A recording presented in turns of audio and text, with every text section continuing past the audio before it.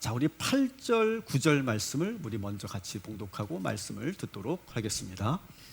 사울이 땅에서 일어나 눈은 떴으나 아무것도 보지 못하고 사람의 손에 끌려 다메섹으로 들어가서 사흘 동안 보지 못하고 먹지도 마시지도 아니하니라.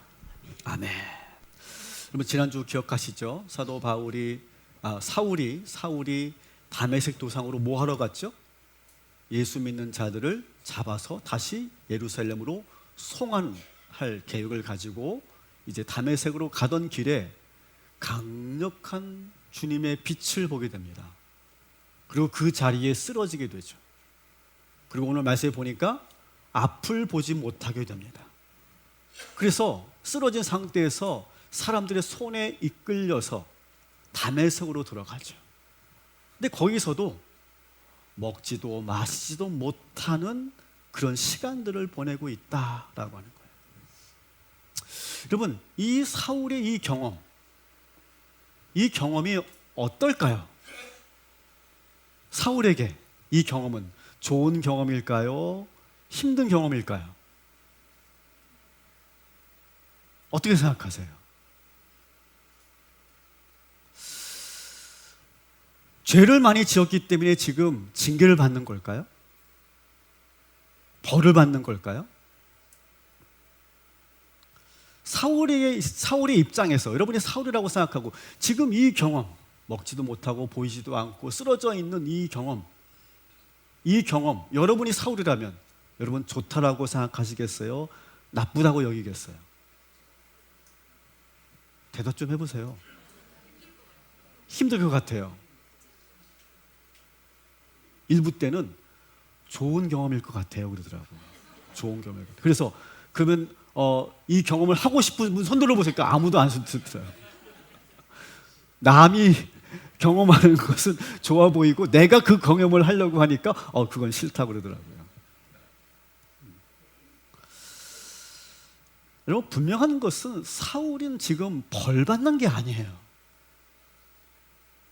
어떤 고통의 경험을 지금 하고 있는 것이 아니다라고 하는 걸 여러분 아실 거예요. 여러분 신앙생활을 하면서 여러분 영적으로 강렬한 체험을 해보신 적 있으시죠? 정말 뭐라고 형용할 수 없는 그런 체험이 있잖아요. 그죠?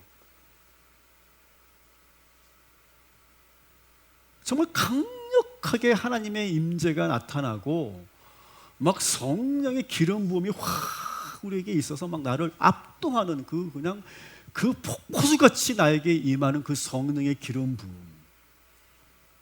또 예수님이 내 안에 들어와서 내 안에 예수로 가득 채워지는 이 느낌. 이런 체험이 여러분 다 있으실 거라고 생각해요. 없어도 있는 척 좀 해주세요. 여러분 그리스도인들에게 이러한 체험이 없다. 아직 이런 체험을 아직 나는 해보지 못했다. 아마 그런 분들이 계실 거예요. 아마 그런 분들은 그런 걸 느낄 거예요. 이런 체험이 없으니까 뭔가 한 발 더 나아가지 못하는 거예요. 신앙적으로.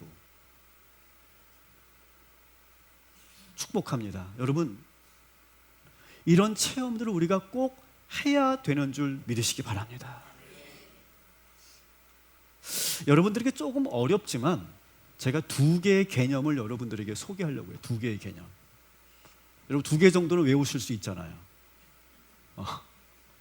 3개까지는 못 외워도 2개는 외우실 수 있을 것 같아요. 제가 대학 때 공부할 때 제일 많이 제가 들었고 그리고 공부했던 종교학자가 한 분 계시는데요. 엘리아데라고 하는 그런 종교학자입니다. 이분은 히에로파니라고 하는 그러한 개념을 얘기합니다. 히에로파니. 이거 한글로 번역을 하니까 뭔가 좀 아쉬워요. 그래서 제가 그냥 원문 그대로 히에로파니라고 하는 개념을 이야기합니다. 그리고 독일의 19세기 신학자 슐라이에르마허라고 하는 그런 신학자는 따라합시다. 절대 의존의 감정. 이런 개념을 이야기를 합니다. 한 사람은 종교학자고 한 사람은 신학자예요. 그리고 서로가 말하려고 하는 방향과 개념에 달라요, 다. 근데 저는 이것이 하나로 통합될 수 있다라고 저는 생각이 들더라고요. 오늘 이 말씀 묵상하면서 이 히에로파니라고 하는 건 뭐냐 하면 이런 거예요. 성스러운 것이 성스러운 것이 세속적인 공간에 드러나는 현상. 히에로파니가 헬라어인데요, 그리스어인데요. 히에로라고 하는 것이 거룩함, 성스러움이라고 하는 개념이고요. 파니라고 하는 개념은 보다라는 뜻이에요. 그래서 이것을 한글로 번역을 하면 성스러움의 현현 이렇게 말할 수 있죠. 현현. 사울에게 임한 그 빛은요, 단순한 태양빛이 아니잖아요. 그죠? 태양빛을 보고 이렇게 변한 게 아니에요. 이것은 뭐냐? 이 세상에 참 하나님이신 예수 그리스도께서 임하신 빛이에요. 여러분, 우리가 살고 있는 이 세상은요, 되게 세속적이죠. 여러분이 사회생활을 하고, 여러분이 직장에 가고, 사무실에 있고, 여러분이 주로 일주일 동안 생활하는 곳이 다 세속적인 그런 공간이잖아요. 근데 갑자기 그 일상적인 공간 속에 거룩함이 밀려올 때가 있어요. 사울이 다메섹으로 가는 그 길, 그 위치는 그냥 일상적이고 세속적인 공간이에요. 근데 거기에 강력하게 하나님이 임할 때가 있다는 거예요. 이 세속적인 공간을 뚫고 하나님께서 임하신 사건, 이게 바로 히에로파니라고 말하는 거예요. 그 거룩함을 경험하고 나서 이 사울이 어떻게 됐다고요? 쓰러지고 말아요. 펄썩 주저앉고 앉아버리고 말아요. 성경에는 이러한 그 체험들을 한 그러한 사람들의 이야기가 참 많이 나와 있죠. 가장 대표적인 것이 모세인데요. 모세는 가시떨기 나무의 그 불을 보고 너무 두려운 나머지 자기 얼굴을 가렸다라고 출애굽기의 말씀에 나와 있어요. 말씀 한번 보여주시면, 모세가 하나님 뵙기를 두려워하여 얼굴을 가렸다. 이 경험이에요. 하나님의 그 거룩함에 압도당하면서 차마 눈을 뜨고 볼 수 없어서 얼굴을 가리는 경험. 이게 바로 모세의 첫 경험이죠. 다니엘도 이런 경험을 합니다. 하나님의 임재를 경험하고 나서 털썩 주저앉아 버려요. 그리고 거기에서 깊은 잠에 들어요. 말씀 보겠습니다. 그때 나 다니엘이 혼자 보았는데 큰 떨림이 내게 남아 내가 창백해졌고 기운이 없어졌고 내가 얼굴을 땅에 대고 깊이 잠들었다. 너무나 강력한 그 하나님의 임재 앞에서 털썩 주저앉고 그리고 보지 못하는 그런 영적인 체험.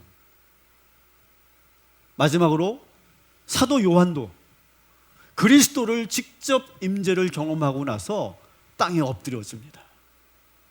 그리고 그 주님을 차마 보지를 못하는 거예요.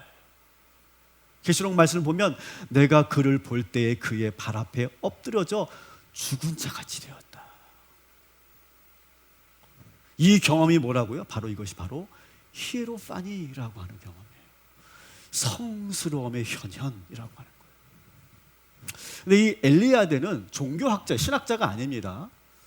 이 엘리야드는 소위 종교 현상학자라고 말하는데, 종교인들이 왜 그렇게 하나님을 믿고 왜 그렇게 신에게 복종하는가? 그들에게는 이 비종교인들과는 다른 놀라운 체험이 있다는 거예요. 거룩함의 체험이 있다는 거예요. 일상에 살다가 갑자기 강력하게 임하는 이 신의 경험, 이것을 있는 그대로 현상을 연구하는 것이 바로 이 종교현상인데, 바로 이것이 바로 히에로파니라고 하는 경험이라는 거죠. 그래서 쓰러지기도 하고 보지 못하게 되기도 하고 며칠 동안 식음을 전폐하고 말을 하지 못하고 그런 현상들이 나타난다는 거예요. 너무나 강력한 하나님의 경험 때문에. 그런데 이것으로 끝나는 게 아니라, 이 히에로파니로 끝나는 것이 아니라 그 다음에 이런 체험을 하고 나면 어떤 일이 일어나냐 하면 나의 내적인 놀라운 변화가 나타난다는 거예요. 내적인 변화, 이게 뭡니까? 바로 절대 의존의 감정이다라고 하는 거예요. 절대 의존의 감정. 하나님을 우리가 만나게 되면 나의 내면에 큰 변화가 나타나요. 그 전지전능한, 그 압도하는 그 하나님을 만나면서 나는 아무것도 아니구나. 나는 아무것도 아니구나. 그리고 전적으로 하나님 앞에 의지할 수밖에 없다는 것을 몸으로 깨닫는 순간, 그것이 바로 절대 의존의 감정이라고 하는 것이죠. 사울은 지금 빛 가운데 쓰러졌어, 히에로파니. 근데 그것으로 인해서 그가 가지고 있었던 신념, 확신, 그의 자존심, 그 모든 것이 다 무너집니다. 그리고 지금까지 자기가 살아왔던 방식에 깊은 회의를 느끼게 돼요. 사울의 사명은 뭐예요? 예수 믿는 자들을 붙잡아서 그들을, 이 교회를, 이 기독교를 해체시키는 것, 그게 그의 사명이었는데 그 사명에 깊은 회의를 갖게 됩니다. 내가 뭘 위해 살아왔지? 아마 우리 40대, 50대 우리 남성들이 그런 경험, 그런 깊은 내 인생의 회의의 경험을 해보셨을 거예요. 열심히 살았어. 20대, 30대, 40대까지 정말 열심히 살았어. 그리고 이제 은퇴가 얼마 남지 않았거나 은퇴를 하게 됐어. 그 상황에 나에게 깊은 뭔가 인생의 회의감이 들 때가 있잖아요. 내가 뭐 하려고 이렇게 열심히 살아왔지? 사울도 지금 그런 거예요. 내가 하는 이 계획이, 이 프로젝트가 정말 절대적으로 필요하다고 생각했는데 어느 순간 그 히에로파니를 경험하고 나서 무엇을 내가 위해서 이렇게 살아왔지? 주님의 빛 가운데서 쓰러지는 순간 내가 얼마나 무력한 존재인지를 깨닫게 되고, 그리고 지금까지는 율법의 수호자로 살았는데 그 율법이 나를 의롭게 하지 않는다는 것을 알게 됩니다. 그래서 이 경험을 하고 나서 사도 바울이 놀라운 그러한 복음을 정리한 거예요. 그래서 로마서고 그게 갈라디아서입니다. 율법은 사람을 의롭게 할 수 없다. 그리고 우리는 하나님 앞에 의존할 수밖에 없는 자들이다. 오직 따라합시다. 은혜로만. 오직 은혜로만. 우리는 오직 은혜로만 살아가는 존재이지 내가 주인 되어서 내 마음대로 사는 존재가 아니다라고 하는 것을 온몸으로 경험하게 되는 것이 바로 절대 의존의 감정이다 라고 말할 수 있어요. 지금 사울은 단순히 벌을 받고 있는 게 아니고, 사울은 어떤 죄책감으로 괴로워하는 것이 아니라 이 절대 의존의 감정이라는 것은 뭐냐? 나의 존재, 나의 내면의 이 존재의 완전한 전복이 일어나는 사건이에요. 전복. 그래서 예수님이 이제는 나의 주님이라고 고백하게 되고, 나의 가치관과 신념, 나의 자존심, 나의 확신이 모두 무너지고 전적으로 주님을 의지하며 살아가는 삶을 살게 되는 것이 바로 이 절대 의존의 감정을 경험하게 될 때예요. 예수님이 내 안에 들어와 나의 주인이 되시는 사건. 그래서 예수님이, 하나님이 어떤 피상적인 신이 아니라 나의 주님이시고 나의 아버지가 되는 고백. 다시 말하면 관계가 변하는 사건. 이것이 뭐라고요? 따라합시다. 거듭남. 이게 바로 거듭남이에요. 거듭남. 완전히 달라지는 거, 완전히 새로워지는 거. 여러분, 절 보세요, 절. 여러분, 오늘 이 자리에 왜 오셨어요? 여기 안 오면 벌 받을까봐, 지옥 갈까봐 그래서 오셨습니까? 아니면 여기 안 오면 목사님이 전화할까봐 오셨습니까? 여러분들이 여기 와서 기도해서 뭔가 여러분이 원하는 것을 얻기 위해서 오셨습니까? 저는 아니라고 생각해요. 오늘 이 시간 하나님의 현현, 하나님의 임재하심, 히에로파니, 그 하나님을 경험하고 돌아가시기를 주님의 이름으로 축원합니다. 그 하나님을 경험하고 나서 내가 뭘 알게 되는 거예요? 하나님을 의지할 수밖에 없구나. 절대 의존의 감정을 여러분이 우리가 느끼기 위해서 이 예배에 참여하게 된 줄 믿습니다. 이것은 단 한 번만 이루어지는 사건이 아니에요. 매 순간 우리는 예배를 통해 하나님을 만나고, 그리고 하나님을 내가 전적으로 의지해야 되는구나 라고 하는 그런 결단과 고백을 매 순간 하기 위해서 우리는 이 예배에 참여하게 된 거예요. 사랑하는 성도 여러분, 오늘 이 시간 하나님을 만나시고 예수 그리스도를 여러분 마음속에 영접하시고 성령의 기름 부음을 받으시고 주님을 온전히 의존하는 저와 여러분이 되시기를 주님의 이름으로 축원합니다. 자, 이때 성령은, 오늘 본문은 마치 영화처럼 카메라를 탁 돌려요. 그래서 새로운 그런 사람을 집중해서 조명하고 있는데 그 한 사람이 누구냐? 우리 10절 말씀 같이 읽겠습니다. 그때에 다메섹에 아나니아라 하는 제자가 있더니 주께서 환상 중에 불러 이르시되 아나니아야 하시거늘 대답하되 주여 내가 여기 있나이다 하니. 아멘. 아나니아에게 카메라가 딱 고정이 됩니다. 이 아나니아를 오늘 말씀 보니까 제자다라고 표현하고 있어요. 제자다. 아마도 이 아나니아도 사울의 핍박을 피해 다메섹으로 피신한 그런 교회 지도자였을 것이라고 볼 수 있어요. 사울이 왜 굳이 다메섹으로 가려고 했을까요? 정보를 입수해 보니까 핍박을 피해 도망간 이 많은 그리스도인들이 다 다메섹으로 가장 많이 모였다는 소문을 들었던 거예요. 그래서 다메섹으로 간 거예요. 아마 거기서 이 아나니아를 만났으면 붙잡아서 데리고 왔겠죠. 근데 이 아나니아가 기도하는 중에 환상을 보고 주의 음성을 듣습니다. 아나니아야, 아나니아야. 네, 주여, 제가 여기 있습니다 라고 이 아나니아가 대답할 때 주님께서 11절에 이렇게 말씀하십니다. 11절 같이 읽겠습니다. 일어나 직가라 하는 거리로 가서 유다의 집에서 5사람 사울이라 하는 사람을 찾으라. 그가 기도하는 중이니라. 아멘. 직가가 뭘까요? 직가. 이름도 이상해요. 직가. 근데 이거는 좀 번역이 저는 좀 어색하다고 생각해요. 직가는 뭐냐? 그냥 이거예요. 한자 그대로 보면 신장로 그냥. 여러분 스트릿이에요. 실제로 이 다메섹에는 이 직가가 있습니다. 이 문과 지금은 이제 상당히 좁아져 있지만 아마 그 당시에는 아주 넓은 그런 한 15m 정도 되는 아주 길고 그리고 직지로 뻗은 그런 신장로 같은, 우리식으로 보면 신장로 같은 거예요. 그 다메섹의 직가로 가면 이렇게 집들이 들어서 있는데 마지막 부분에 유다의 집이 있어. 그 유다의 집에 지금 사울이 지금 누워 있고 지금 회복 중에 있다라고 하는 것을 얘기해 주는 거예요. 오늘날 이 다메섹을 다마스커스라고 부르죠. 요즘에는 다마스커스. 이것은 시리아의 수도입니다. 그 시리아의 수도 다마스커스에 가면 교회가 하나 있는데 이 교회가 바로 아나니아 기념교회예요.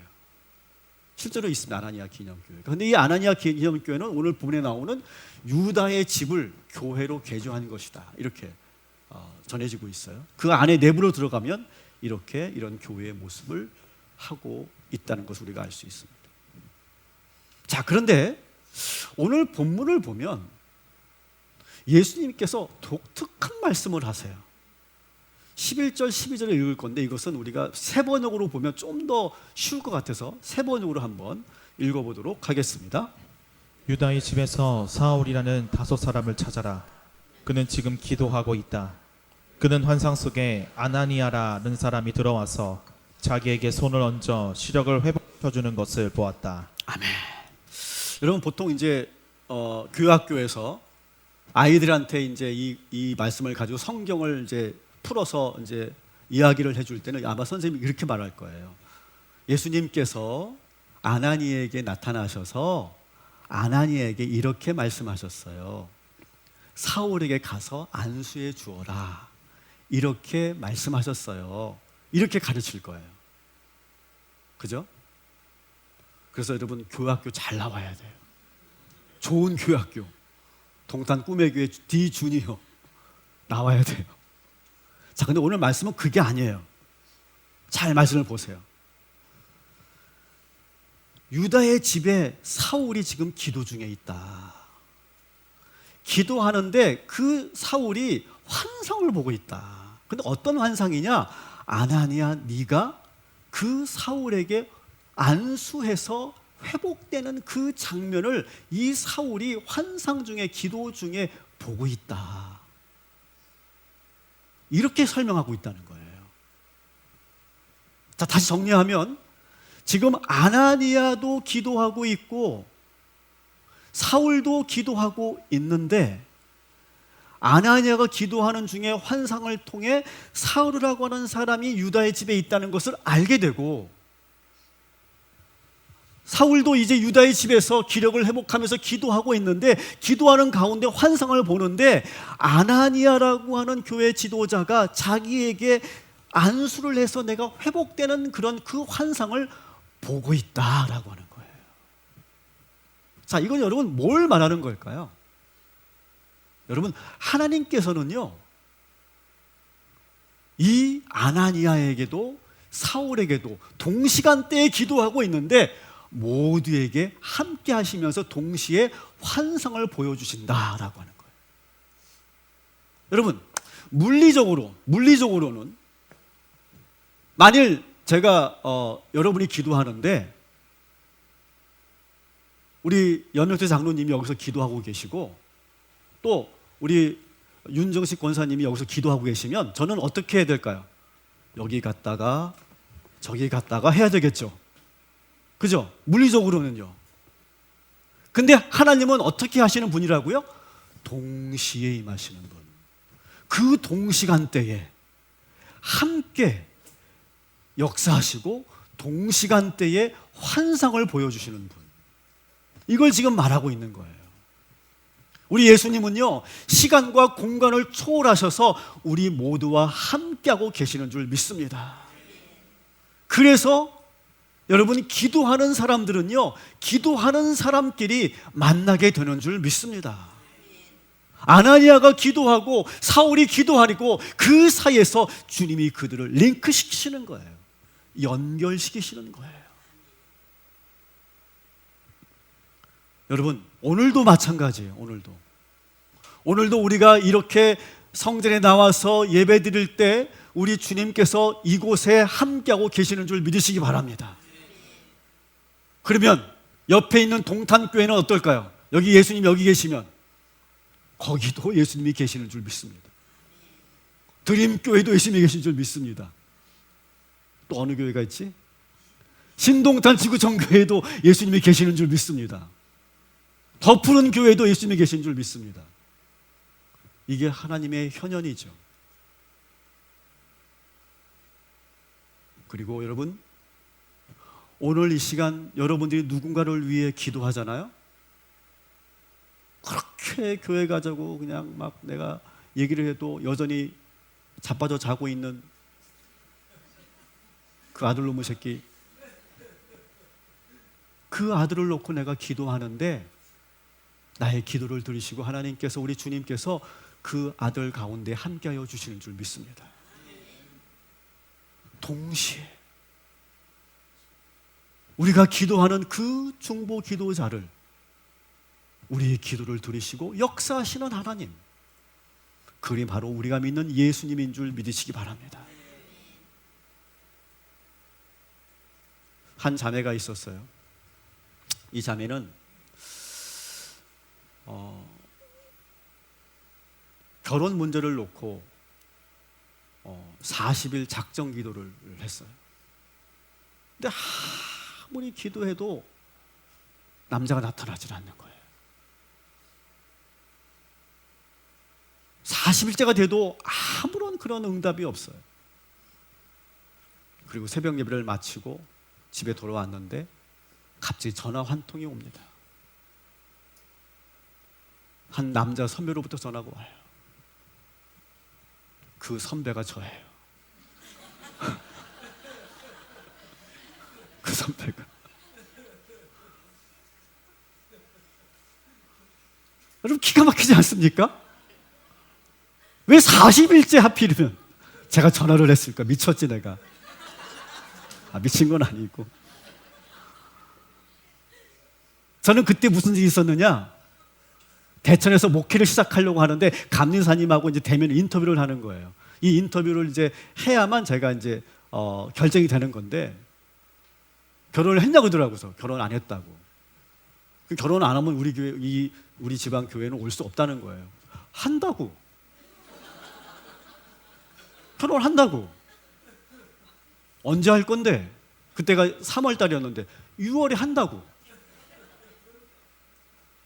일단 뻥을 쳐놓고 일단 내가 사역을 해야 되니까 나왔는데 막막한 거예요. 근데 문득 떠오르는 이름 하나가 있어요. 혜영. 왜 갑자기 떠올랐는지 모르겠어. 전화를 했죠. 여러분, 우리는 이렇게 해서 만난 거예요.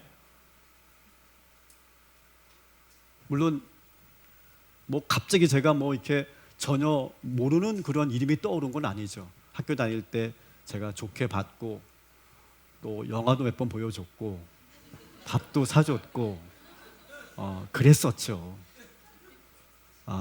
그렇지만 지금 공개한다면 그때 저희 아내는 남자친구가 있었고 저도 있었고 근데 저는 막 헤어졌고 그리고 제 아내도 헤어졌고 둘이 솔로였고 그래서 그렇게 된 거죠. 얼러리 꼴러리가 된 거죠.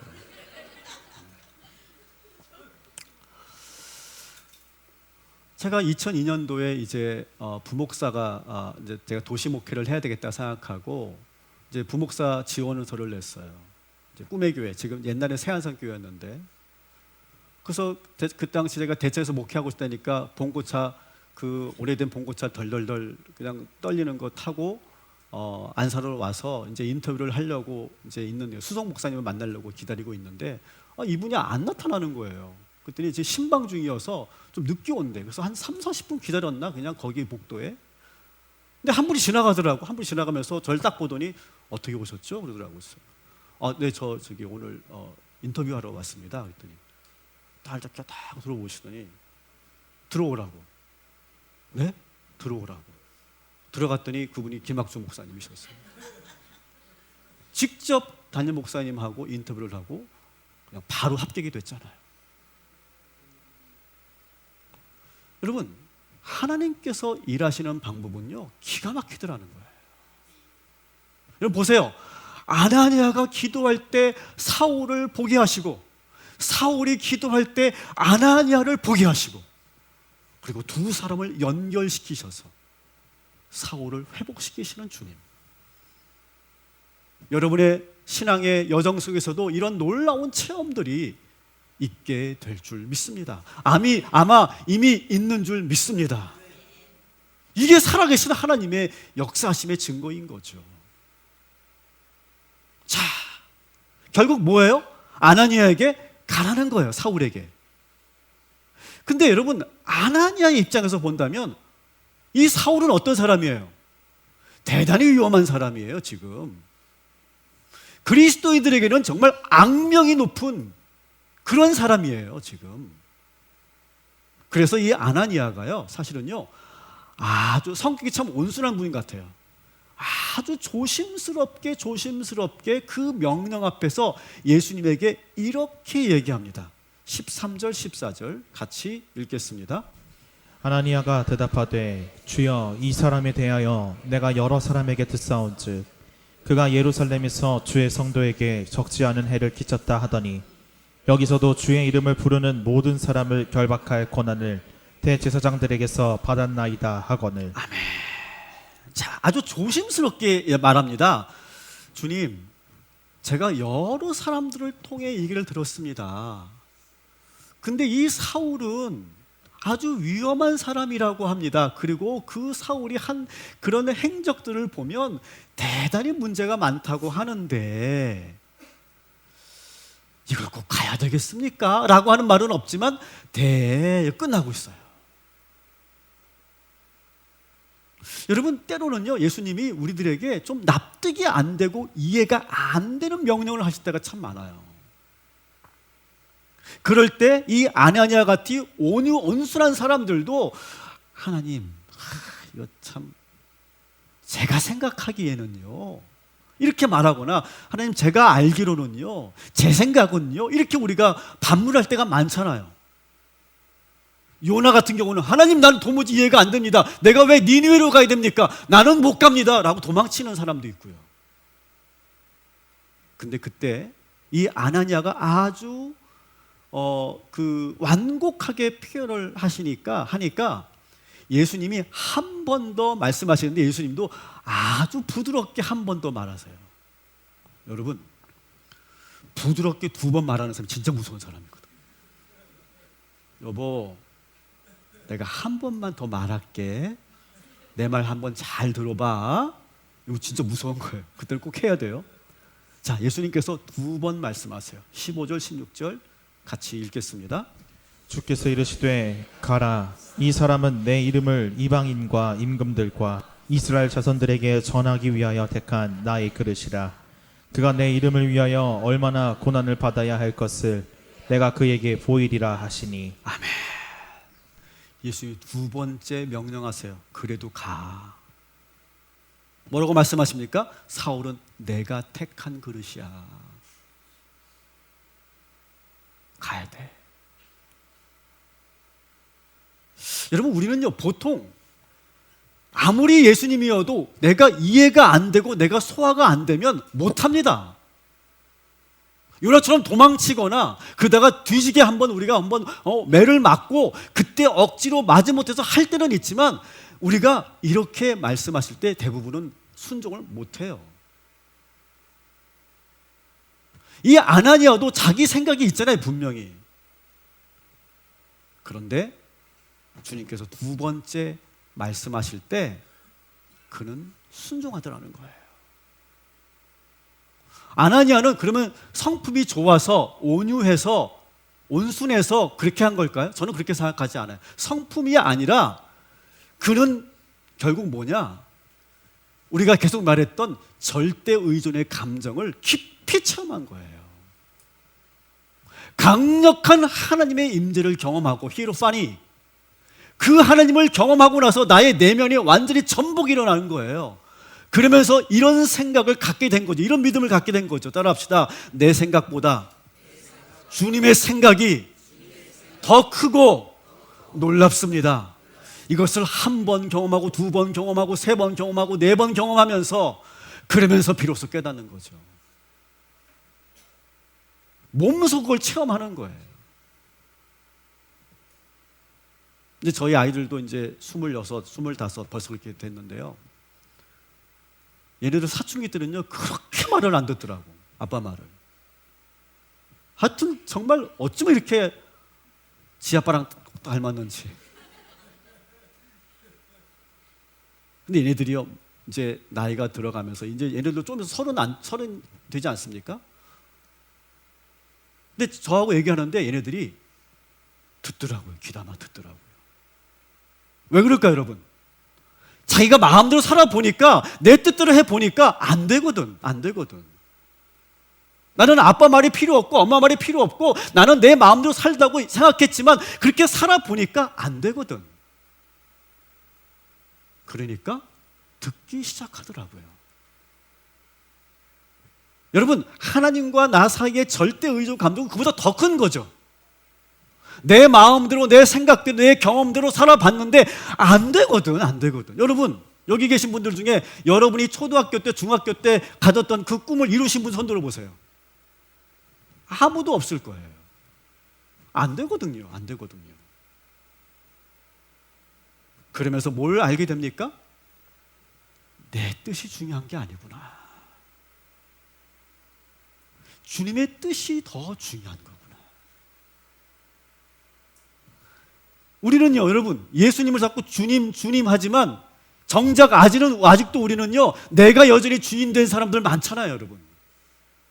내 생각, 내 감정, 내 경험을 앞세우잖아요, 우리는.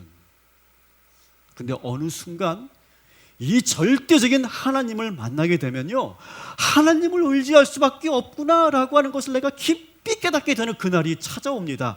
그때 이 아나니아처럼 순종하게 되는 거죠. 저는 오늘 그 설교 제목이 나는 하나님의 계획을 믿습니다, 신뢰합니다.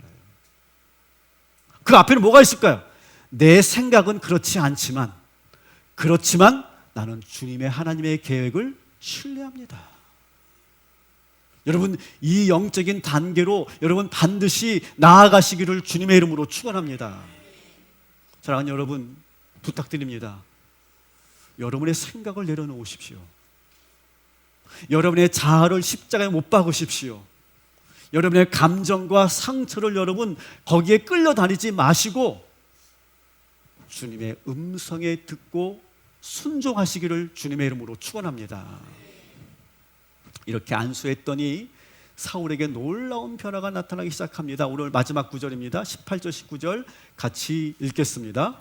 즉시 사울의 눈에서 비늘 같은 것이 벗어져 다시 보게 된지라. 일어나 세례를 받고 음식을 먹음에 강건하여지니라. 아멘. 성령 충만해지고요, 눈에 비늘 같은 것들이 벗겨지면서 다시 보게 되고요, 이제 아나니아를 통해 세례를 받고 음식을 먹고 다시 기력을 회복하고 있어요.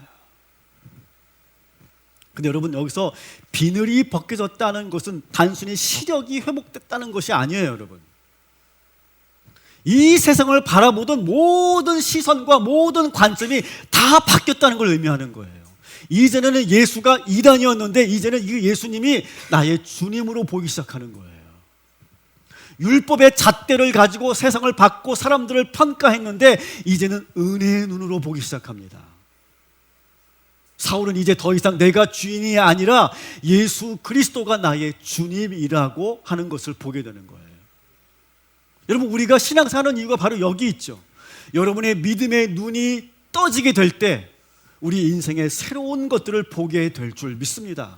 여러분, 현상은 바뀌지 않아요. 현상은 바뀌지 않았는데 내가 새로운 눈을 뜨게 되면요, 다 달라 보여요, 여러분. 여러분, 그 체험이 우리에게 있어야 되는 줄 믿습니다. 사울은 단순히 회복되는 것으로 끝나지 않습니다. 그가 세례를 받고 말씀의 양식을 먹고 그는 즉시 다음 주에 보면 바로 복음을 전하는 전도자가 됩니다. 박해자가 이제 보냄을 받은 자가 되고 추적자가 전도자가 됩니다. 빛에 쓰러졌던 자가 그 빛을 증거하는 자가 돼요. 삶이 완전히 전복되는 거죠. 음식을 먹고 강건해졌다는 것은 단순히 어떤 몸의 컨디션이 좋아졌다는 것이 아니에요. 영적인 변화가 나타났다는 거예요. 따라합시다. 성령 충만을 받고 눈을 새롭게 뜨고 성령의 세례를 받고 말씀의 양식을 먹고, 여러분, 이것이 사울이 회복되는 네 개의 과정이었죠. 여러분, 이 네 개의 과정이 오늘 이 예배를 통해 여러분들이로 나타나게 되기를 주님의 이름으로 축원합니다. 따라합시다. 성령 충만을 받고 새롭게 눈을 뜨게 되고 성령의 세례를 받고 영의 말씀을 먹고, 여러분, 그 말씀의 능력으로 그 공급받은 그런 힘으로 여러분 세상으로 나아가시기를 주님의 이름으로 축원합니다. 말씀을 정리할게요. 여러분, 우리 인생에도 다메섹과 같은 그런 경험을 할 때가 많아요. 갑자기 길이 막힙니다. 그리고 내 계획이 다 무너져요. 그리고 쓰러져 버립니다. 모든 기력을 잃어버립니다. 한 치 앞도 보이지 않을 때가 있어요. 이것이 바로 다메섹의 순간이라고 말할 수 있죠. 그런데 여러분, 그때가 바로 진짜 하나님을 만나는 때인 줄 믿으시기 바랍니다. 엘리야다가 말하는 히에로파니, 슐레러 마하가 말하는 절대 의존의 감정, 이것을 여러분이 경험하시게 되시기를 주님의 이름으로 축원합니다. 예수 그리스도를 전적으로 의지하고 절대적으로 신뢰하고 온전히 순종의 길로 나아가시기를 주님의 이름으로 축원합니다. 모든 걸 내려놓고 모든 걸 주님께 맡기고 순종하는 이 아나니아는 이 체험을 했기 때문에 내 생각을 내려놓고 순종할 수 있었던 거죠.